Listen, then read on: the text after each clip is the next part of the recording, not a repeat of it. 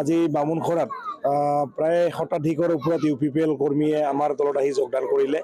BPF দলৰ যি নীতি আদৰ্শ, BPF দলৰ যি উন্নয়নৰ ধাৰা, এই উন্নয়নৰ ধাৰাৰ প্ৰতি লক্ষ্য কৰিয়ে প্ৰতিটো জাতি জনগোষ্ঠীৰ মানুহে ইতিমধ্যে BPF দলৰ লগত আহি যোগদান কৰিছে। UPPL দলৰ পৰা আহি আজি তেওঁলোকৰ কৰ্মীসকলে আমাৰ দলত যোগদান কৰিলে আমি তেওঁলোকক ওয়েলকাম জনাইছো। আগন্তুক দিনত তেওঁলোককো আমি একেলগে লৈ এই অঞ্চলৰ উন্নয়নৰ কাৰণে আমি কাম কৰিম, বা সংগ্ৰী অঞ্চলৰ উন্নয়নৰ কাৰণে কাম কৰিম, BTC অঞ্চলৰ লগতে সমগ্ৰ অসমৰ উন্নয়নৰ কাৰণে আমি কাম কৰি যাম।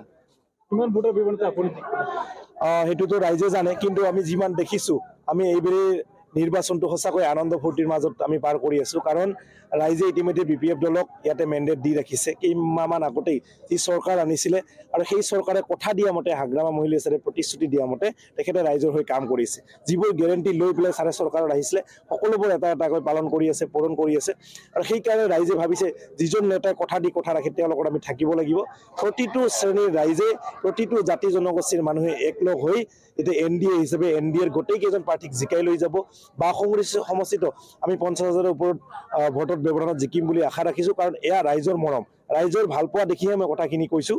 আৰু ৰাইজে যি হাৰত সকলো জাতি জনগোষ্ঠীৰ মানুহ সহায় কৰিছে, এই অঞ্চলৰ ল'ৰা হিচাপে মোক সহায় কৰি আছে। এজন উদীয়মান যুৱক ৰাজনীতিক পথাৰখনত আহিছে, যুৱ প্ৰজন্মক উৎসাহ দিবলৈ, সাহস দিবলৈ সকলোৱে ওলাই আহিছে। তাৰ কাৰণে ভাল লাগিছে।